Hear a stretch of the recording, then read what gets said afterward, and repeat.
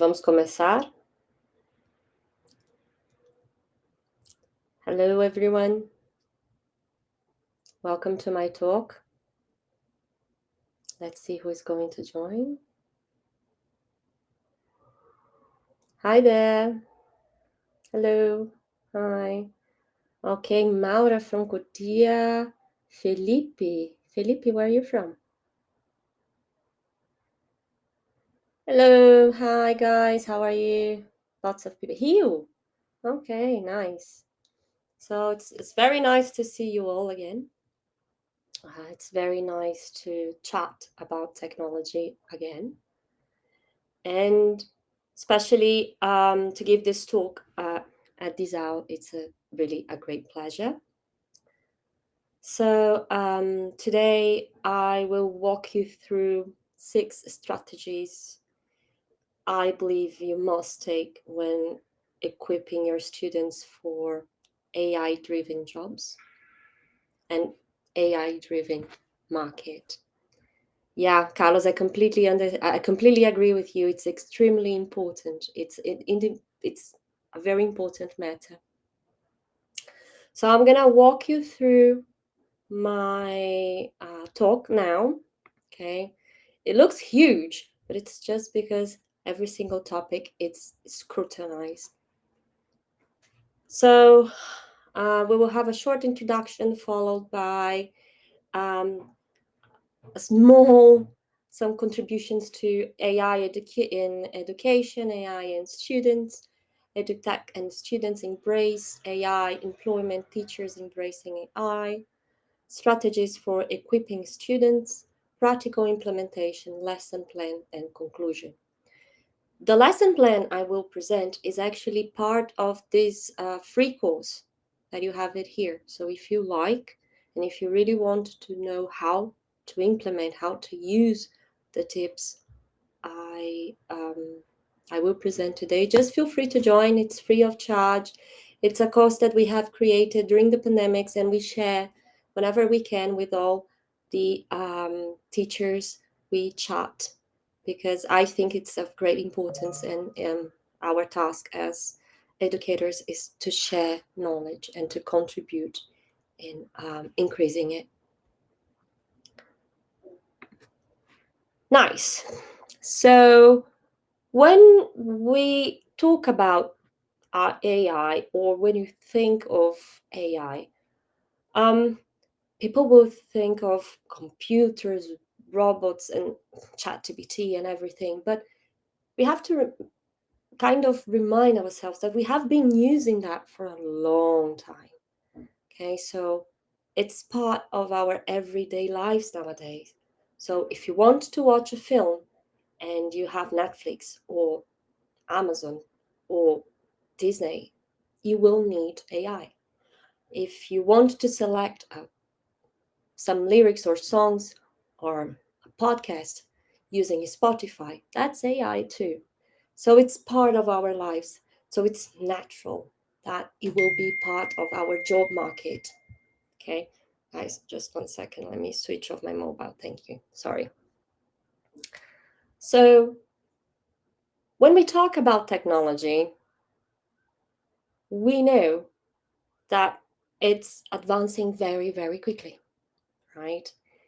And this technological advancement and shifting, I mean, it is shifting job landscapes. It's not the news actually. It's been a while actually. Oh, from Peru, Monica. Where about in Peru? I've been to Peru. I love your country. Amazing country. So that's why it's really important for us educators to use AI and to teach using AI and to see it not as a monster, but as something that will equip us to teach better, will allow us to create material and maybe have some extra time for ourselves as well. Why not? So from years, educators, we have been using products powered by artificial intelligence. But once ChatGPT kicked in, right? So once ChatGPT has started, it actually, once it popped up, it it created lots of debates. People were really against and really pro. Nowadays, we are starting to understand how this thing will play out. So there have been debates about benefits and drawbacks using artificial intelligence in education. Sorry, guys. But one of our main concerns, probably as educators, as teachers, why not, is, well, we have to find ways in which we will avoid our students, well, they won't be able to cheat on school assignments. So what do we have to do? How do we have to create our assessments? How will we have to elaborate assessments? So I've given a talk just about this topic 4 months ago. So just check at Disal and you will find this talk. And if you have any questions, feel free to reach out and I'll be more than happy to walk you through. Okay. So others teachers, like we've been sort of embracing this product, mainly because if we know how to use, it saves us time. It can help us with rubrics. Why not lesson planning as well? And creating materials. Why not? Right?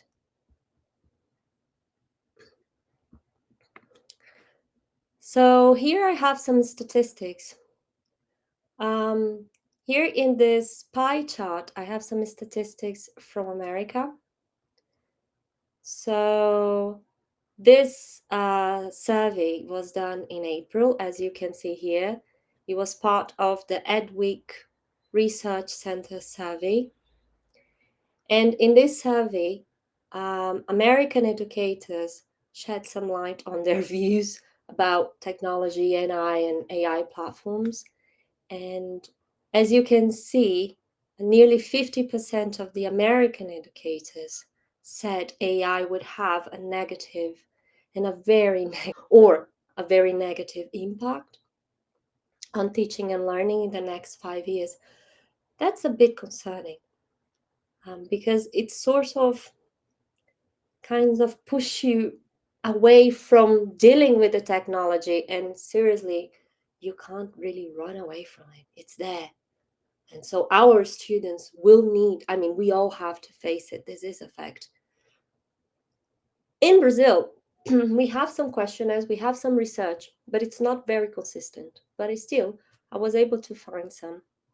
There is this really good one, really nice one done by Monteiro and all. And it's interesting that some teachers, most teachers in this research, they are a little bit skeptical, like, regarding whether the ChatGPT will enhance the quality of students' education. In this, I agree more or less. When it comes to these lines, I don't know if it's going to happen, if they are going to use for, if they're going to use it and do some misleading things or cheating on their exams. So really bad practice. Or if they will use it to, increase knowledge and look for resources. So how your student opts to use, great part of it is, well, at least great impact. We have a lot of impact on what our students do. We can actually guide them and we can teach them on how to use it in a more productive way, instead of seeing just as, okay, they are going to cheat, they are going to, they're not going to do their work. So no, how about if you teach them how to actually do their work better, because you can do that. Also because ChatGPT or all these AI, they are very specific. You need to know how to ask and how to write your questions in order to get the information you really want. Then I went to the other side right? And I looked at students and how do they feel about that. And again, another American survey, the Junior Achievement Survey from March 2023, showed that 66% of teens, they are concerned if they are going to be able to find good jobs as adults because of AI.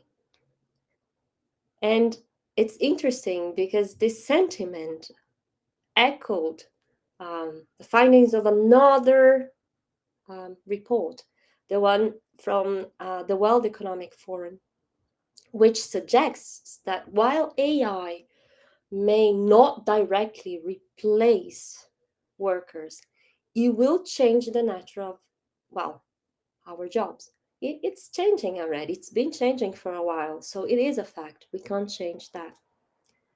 At the same time, the same report said that we will gain 13 million new jobs thanks to AI.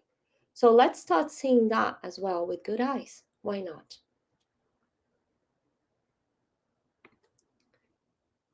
So when we talk about AI, we think about edutechs and startups, and I'm referring back to this particular talk, which was a very interesting talk done on April 23rd, organized by Memorized. It's a learning platform in which 5 CAOs were talking about exactly this. So, how artificial intelligence will likely or can or may change what and how students will learn in school. And so the panelists were, well, the CEO and co-founder of the platform Mindstone,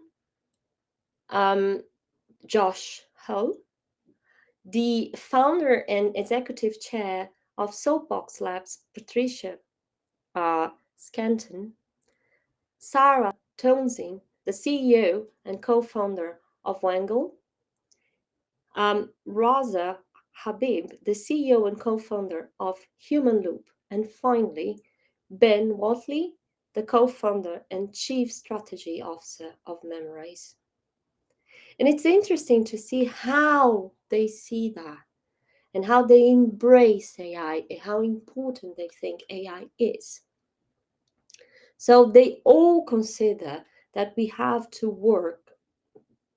embrace AI concepts across subjects, from maths to English to ethics to Portuguese to Spanish, whatever. For instance, in maths, students could explore coding or algorithms, or in ethics classes, they could discuss the ethical implications, because we have to talk about that as well. It's really important. Or privacy, because we do have privacy concerns, things that we have to take into account. And by putting this all together, this AI stimulus into the curriculum, we empower our students to understand and critique and innovate with AI. Because you're only able to critique, innovate, and do something if you know it very well. As a matter of fact, the International Society for Technology and Education emphasizes that a foundational understanding of this whole concept of AI is really essential for school and for life. So, for success in school and life. So, why the urgency, right? So, well, then I went back to another CEO and co-founder of AI Edu, Alex Contron, and he said that failure to incorporate AI education into the curriculum would be a massive disservice to students.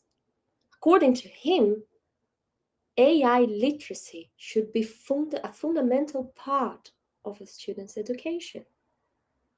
And actually here in this slide, I highlight, it's not just students who need to understand AI. We, as educators, we also have to understand. We must understand the potential it has, especially when we're talking about labor market and its huge impact. Going back to the again to the jobs report, the one done by the World Economic Forum's Future for a Job, it actually predicts that a huge change in the skills needed for future employment. So nowadays, it's interesting that more technology we have, more human we need as well. So we need that our human part working together with technology, because computers, they will never think like us. Okay, so that's what we have to teach our students. So for future, we need to focus on cognitive problem solving, which some machines, they are quite developed, but they are not there yet. Analytical thinking and technology literacy.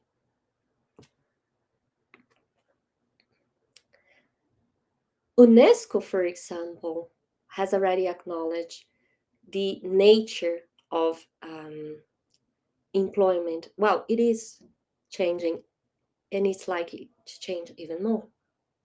And to thrive in this environment, students will need to develop transferable, lifelong skills, such as resilience, for example.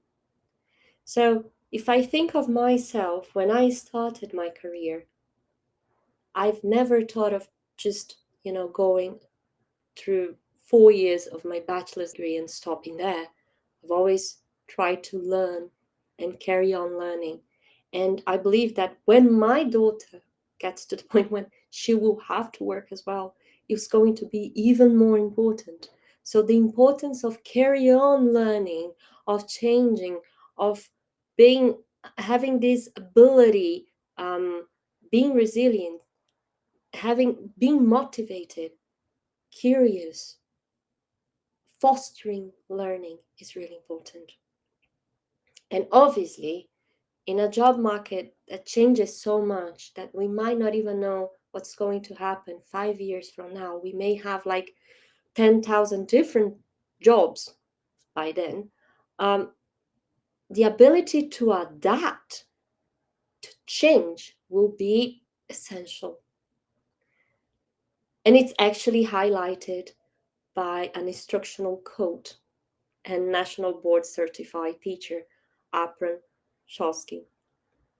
He himself emphasizes the need for educators to view practice through an AI lenses,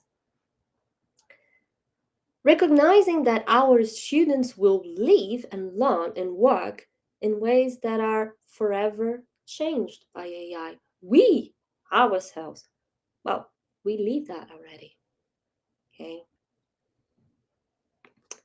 So what do we do then? Should we run away? Should we hide? What would you guys do? Would you like to have a go? Would anyone like to say what would you like to do? Before I'll discuss the principles I have here.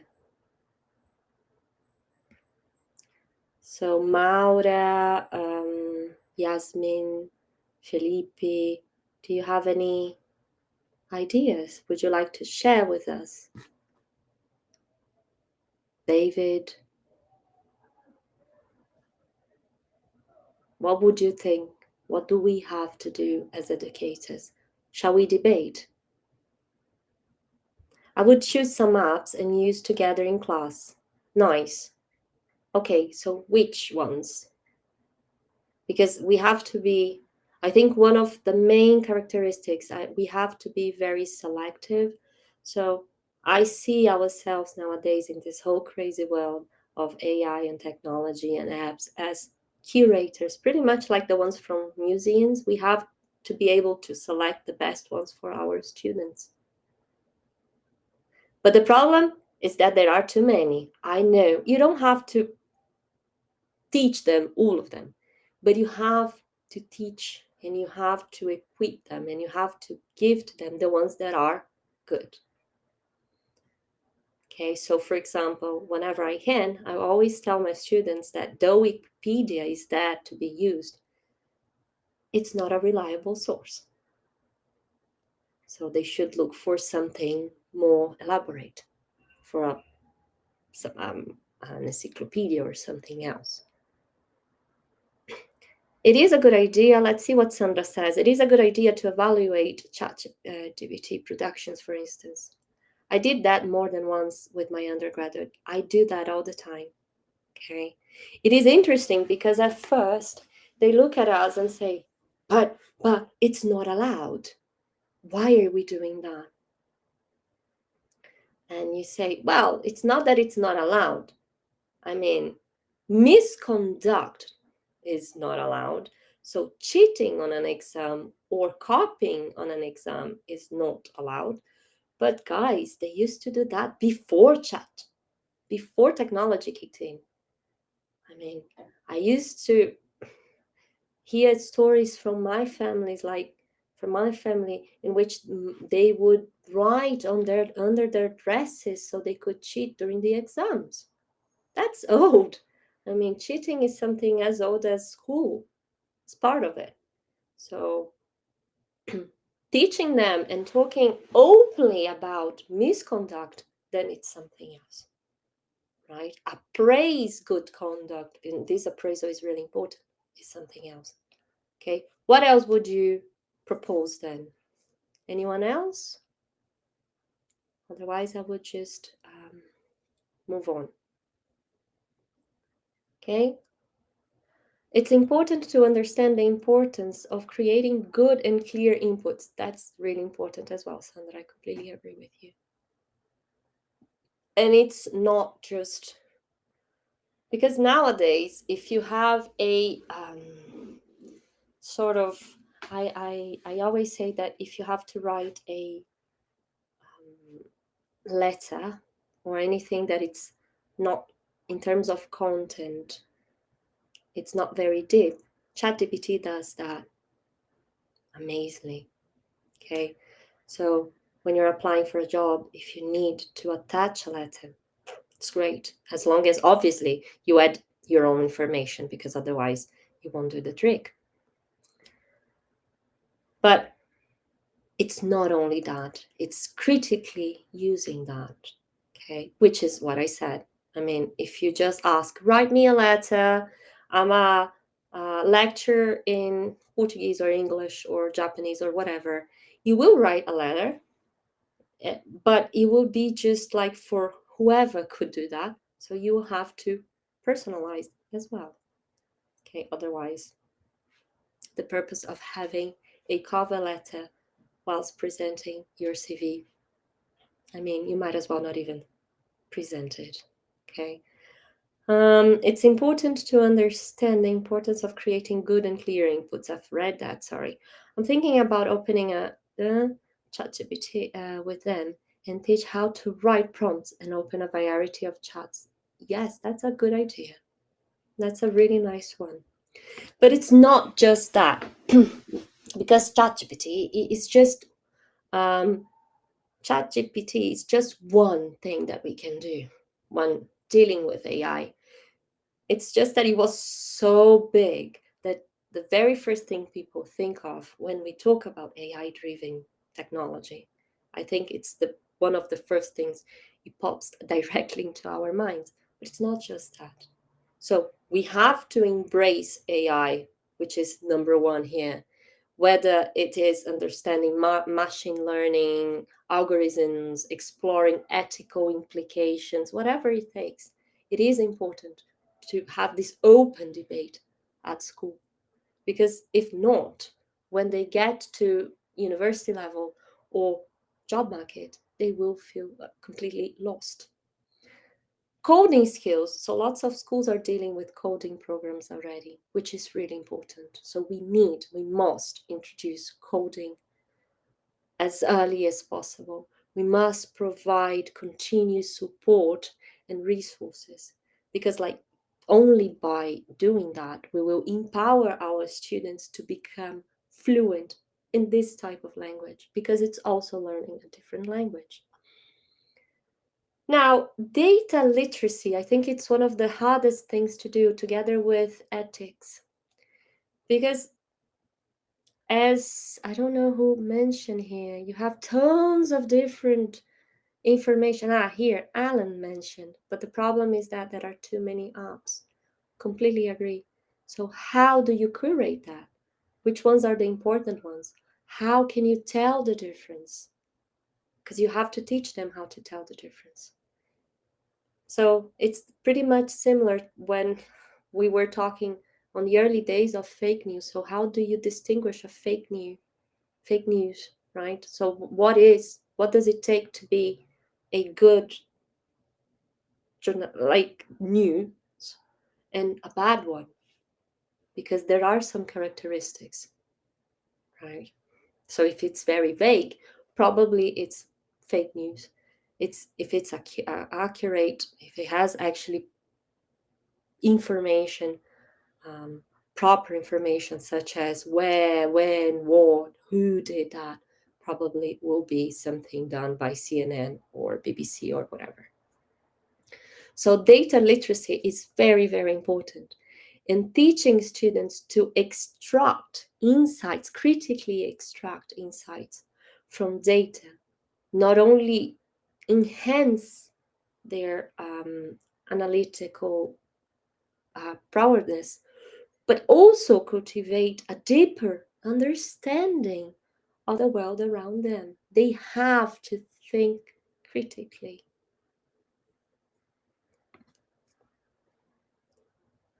Now, soft skills has been something that, especially in HR, people are talking, they love soft skills nowadays. And there is a reason why they love, because that's what it distinguishes us from machines. And that's what we are really good at.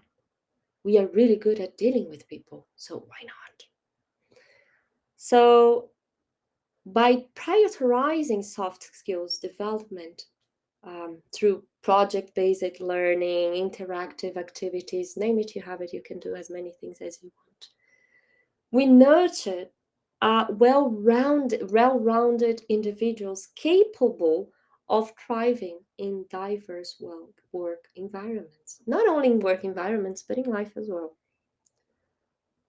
Now, I've mentioned that before, but lifelong learning is crucial. So instilling a passion, by instilling this passion for learning, we kind of equip our students with the ability to adapt to a never-changing world in which the job landscapes will carry on changing, and they have to be able to kind of carry on and adapt. And ethical technology, because I think that all of this, all these 5 topics, they don't make sense if you don't talk about ethical concerns and ethical technology, and how do you apply ethics to that. So as stewards of knowledge, we have the responsibility to instill ethical values and principles in our students. And by doing that, from promoting digital citizenship to addressing bias in algorithms, or integrating ethical technology or misconduct, that's really important. That's actually what we have to discuss. So let's talk a little bit about the practical implementation, right? So we have already mentioned that We have to leverage a variety, like huge amount of apps and programs. We have like the sky's the limit, I would say. We can create engaging learning experiences and cater. Please do not be afraid about technology. It has to do with many easy things. It can be learned. This is what should be taught to the students. That's very true, Carlos. That's very true. I wouldn't have said something. I mean, that's really the aim. I mean, technology is not a big monster. At the beginning, it does look like it, but it can help a lot. Okay, it's curious. It is curious that ChatGPT always get things right on subjects I don't know very well. I shouldn't told me this recently. Yeah, because then we are not critical enough to this. ChatGPT is really nice. There are lots of different AI apps we can use that are much more advanced, actually. This is just one. And if I would say, I mean, it's very preliminary. It doesn't, I mean, it does some things, it does it really well. So, for example, if you ask to translate a short paragraph and you can read later and analyze it, it does it sort of okay. You can change some words here and there. But yeah, tomorrow becomes yesterday too soon with technology. It really depends. Okay, obviously, we we will have to select a bunch of them. Okay, um, to specialized on, and we have to change and keep up with courses and keep up with these debates and learn more. That's why this lifelong learning is so important. So here I brought Scratch and Code.org, but you have tons of different apps you can use also when teaching languages, okay? So just for instance, here, I'm just gonna put it here in our chat now. I like very much this website here, the one that says 65 plus best STEAM apps for students in the classroom and at home. It has lots of articles. It's really interesting, and it can somehow guide us on what to do. So why not, right? So the link, I'm gonna put it there in a moment. Just bear with me. See? Let's see, let me move it up. So if you would like to learn more about it, that's a really nice one. And here I just mentioned Scratch and Code just out of my mind. They are really nice, and you can work with small kids and grown-ups as well. Okay. So some of the advantages we have, well, continuous learning, increased efficiency, because let's face it, for sure, a computer will calculate mathematical things much better than me. Let's face it. It is more efficient. You can automate. I mean, automation is really nice. So if, for example, I create lots of games to teach, it takes some time to create them, but once they are done, that's it. And I can sort of use their template to when I want to create new games. I don't have to start from scratch. And nowadays, there are tons of different apps you can use. For example, Genially.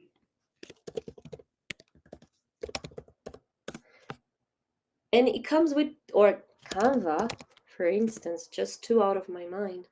And they come with tons of different prompts and templates, so you don't have to reinvent the wheel. So let's see what Lucia said. We must equip our students with technology skills so that they not only can deal with what in their work, but also because the job market is hiring lots of people with English, so that they can help companies to train models in many different areas. So we should not only teach English, but also embrace the AI as an extra resource for our teaching. And it's actually interesting that nowadays when you think of AI, lots of things are in English. If you start to Google in Portuguese or Spanish, they're a little bit less, but I would really like to see what other languages could offer. Because if you think of just the grammatical system or the way we think differently in different languages. That's a fact that has been studied. So why not, collaborate? That would be really nice. And enhance accuracy. So that's also another fact. So if you click on Curso Grátis, click aqui, you will see that it will lead us to one course we have created. In this course, we will talk about how to create games. So feel free to participate. There's the idea is to create an area in which teachers can discuss openly, in which you can have your mates, let's say, your group of people to enhance your knowledge, to enhance your skills. See this as an extra aid in which you can go there and debate openly and freely.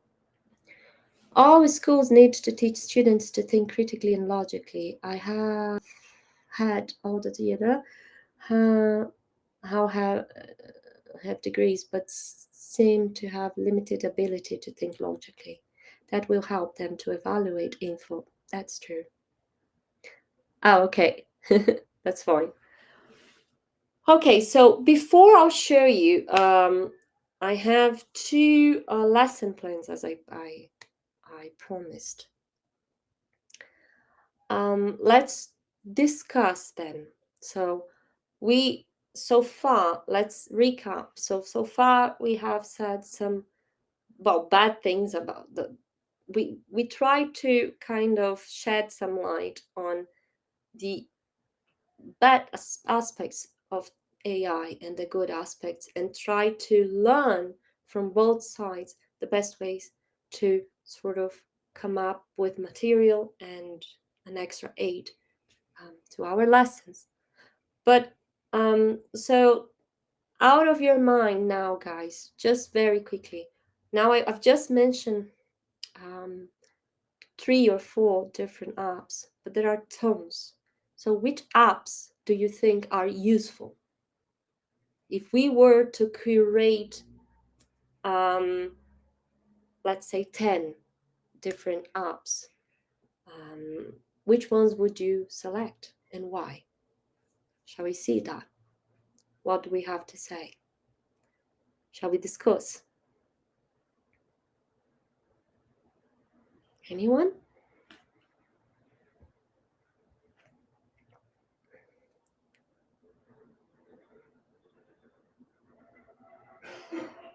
What would you like to suggest? Sorry guys, I'm in the making of a cold, so I'm gonna have some tea while you're suggesting things.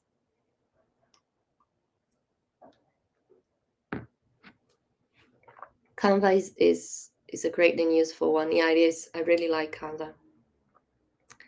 And actually, these slides were done using Canva. I really like the way it presents information. But not only that, Genially is also very nice. If you are dealing with Moodle, you have H5P as well, H5, H5P, yeah, H5P, for example. You have WordWall, Obviously there you have to curate though, because they have like a very nice way of presenting games. But if you use someone else's games, you have to make sure that they are correct, because sometimes I open some games and they are not with the correct content. So careful. That's why it's really important to read and prepare your lesson before. And remember as well that it doesn't matter if you have an amazing app, like something mind-blowing that children will say, wow. If the content is poor, the lesson will be poor. Okay, it's all about content. So careful, because we can get into this kind of spinning kind of frame of mind in which we think that we have to reinvent the wheel, we have to use super technological things, and we sort of put aside or would jeopardize the pedagogy, the pedagogical part of it, which is, if not the most important, it should go side by side. Okay, so let's see. Last night I saw some guys on TikTok talking about many different apps for making short videos and so on. Yeah, I do have some. So when I went to Bats, let's see if I have here. There is one called Cap, that in which you can film using your mobile, and then you edit, you add video and everything on your mobile. It's amazing. Once upon a time, I used to, upload the content, everything onto my computer, and then onto a different app or a different page, and edit there, and then that was really time consuming. All right. So Captive is really nice too. I think it's Captive, if I'm not mistaken. So before we delve and we look carefully into two different lesson plans I've proposed, and I'm really sorry here, I will apologize to whoever doesn't speak Portuguese, because since this course was meant for Brazilians, and we assumed that they may or may not. We wanted to achieve as many people as we wanted, because it was during the pandemics. We hadn't taken for granted that they would speak English, so everything is in Portuguese. But if you have any questions of any sort, or if you would like me to translate into English, reach out. Okay, not the course, but the lesson plan. Okay, so results and achievements. So by preparing our students for an AI-driven job market, well, as we said, it requires a holistic approach that integrates traditional education with emerging technological skills, but also socio-emotional competencies. Okay, we saw the importance of socio-emotional competencies, especially during the pandemics. They are really, really important. Okay, so by embracing AI, fostering coding skills, promoting data literacy, prioritizing soft skills, cultivating a lifelong learning sort of culture, and integrating ethical technology education, we can empower our students not only to navigate all the intricacies and complexities of the digital age with confidence and integrity, but also to transform and equip the next generation for success. I see that many of these apps are going to help students to get into the job market by start making money and career in technology. They will. They will for sure. They will. Okay.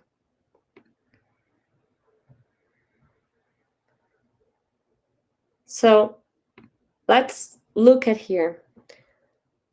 So when I tried to upload the lesson plan, it got a little bit muddled up, a bit messy. But if you go to the course, which is free of charge, you just go there and you download, you have everything there. If you find any problems, just get in touch with me and I'll help you. So here I have two different lesson plans. So one was meant for four, sort of the range of 4 to 8 years old. And here we would talk about coding. Just because I think you will see it better if I share my screen, because I don't like the way it looks here on the slides. I will then share my screen. Okay, so if I might not be able to see the chat for a while, but just like I'll keep an eye, I promise.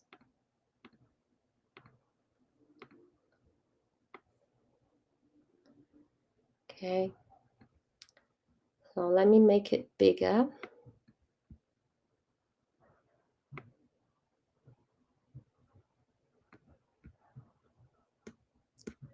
So I believe like this will be a little bit better.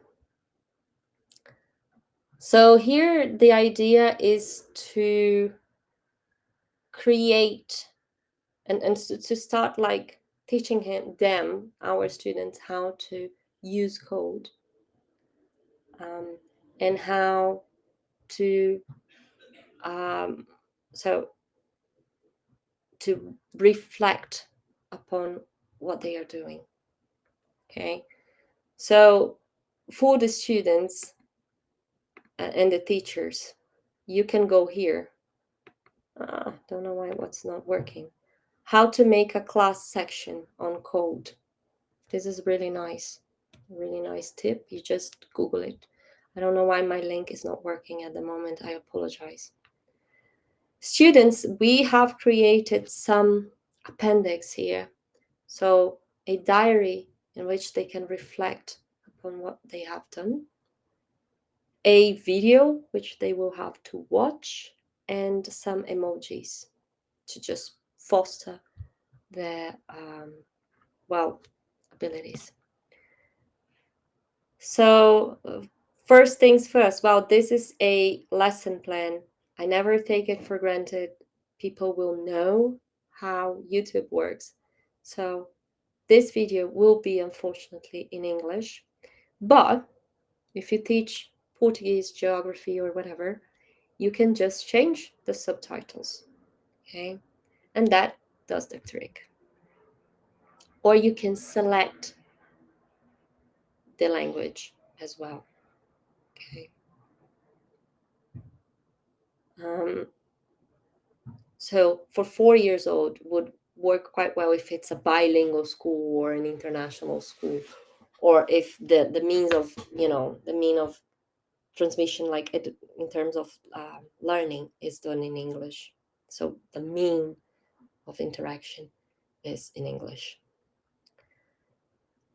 So here we will deal with, BNCC, which is based on, it's the basis of the educational system nowadays in Brazil. So we will deal with languages, maths, science, algorithm, and computing. So here what we propose is, they are small children, so we can foster their curiosity by discussing what they can expect if they have never been to a lab or in front of nowadays I doubt in front of a computer, but you never know.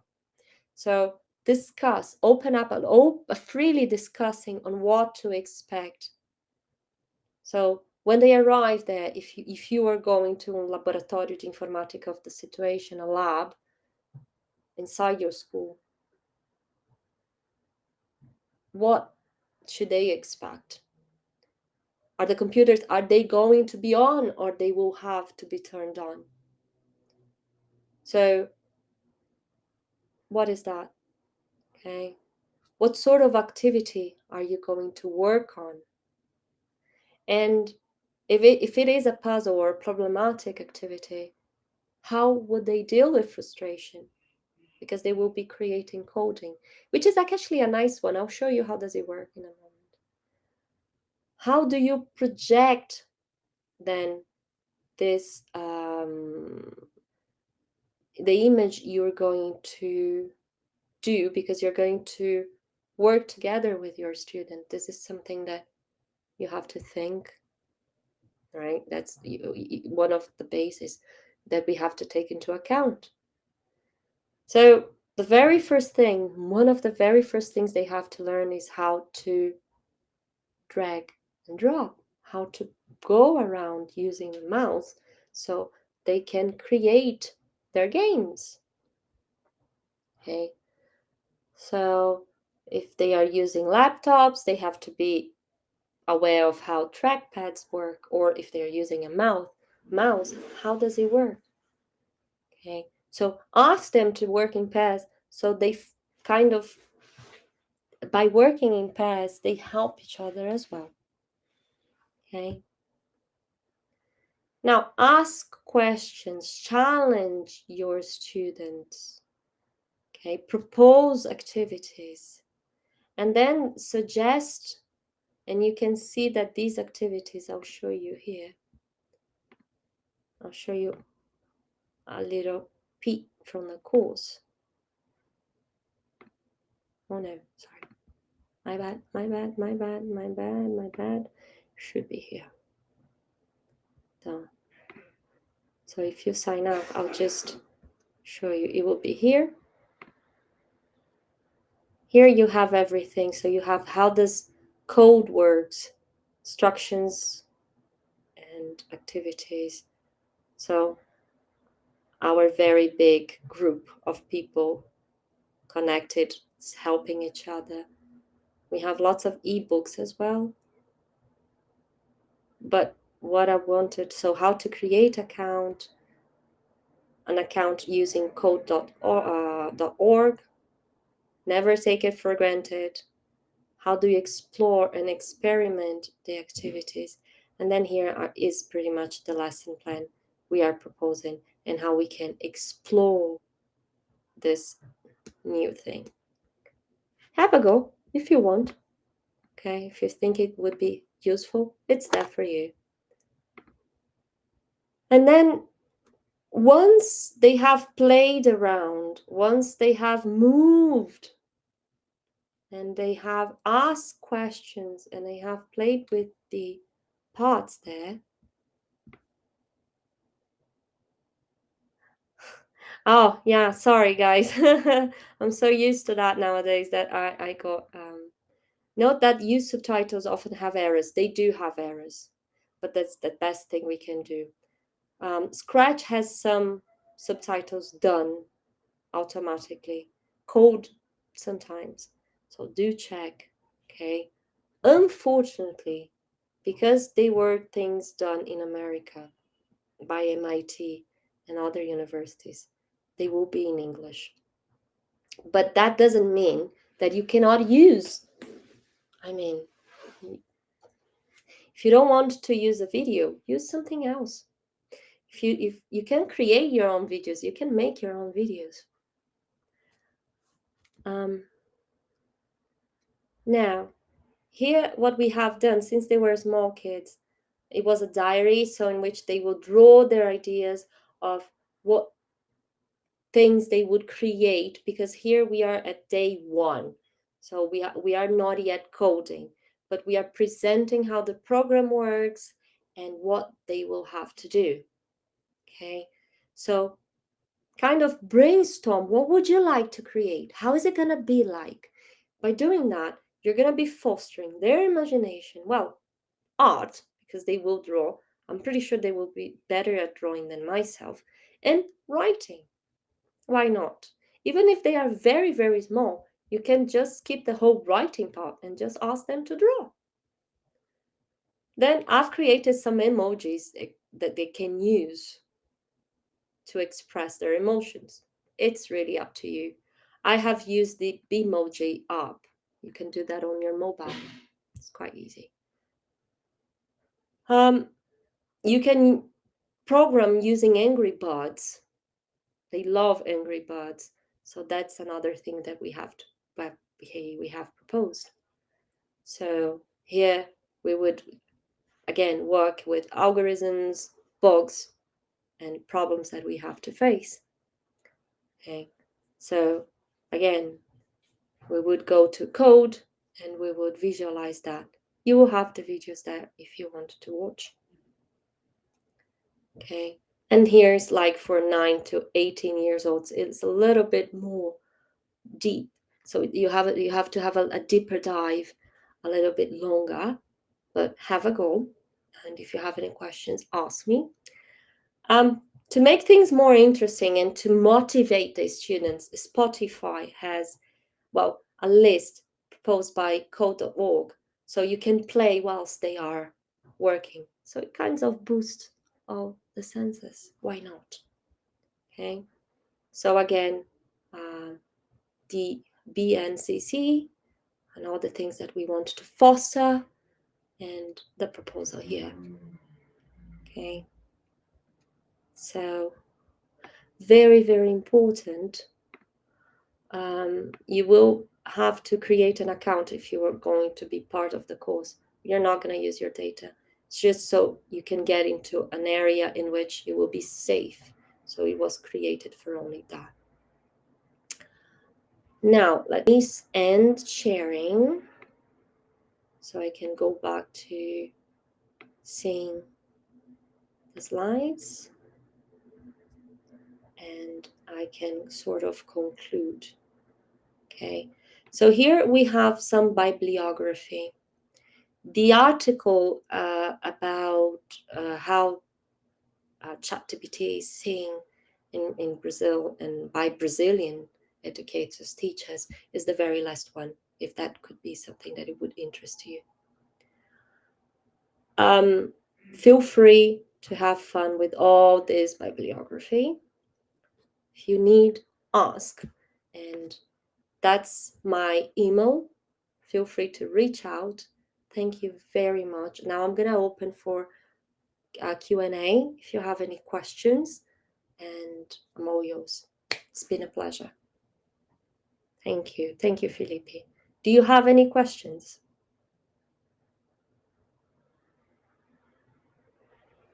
Paul, thank you.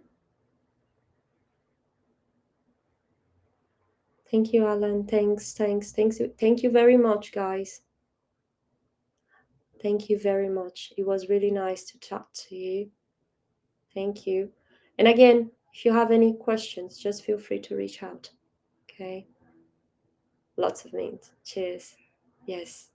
Thank you. I do need that, Jesus, a lot. And tea all the time. Okay. Thank you very much, Maisa.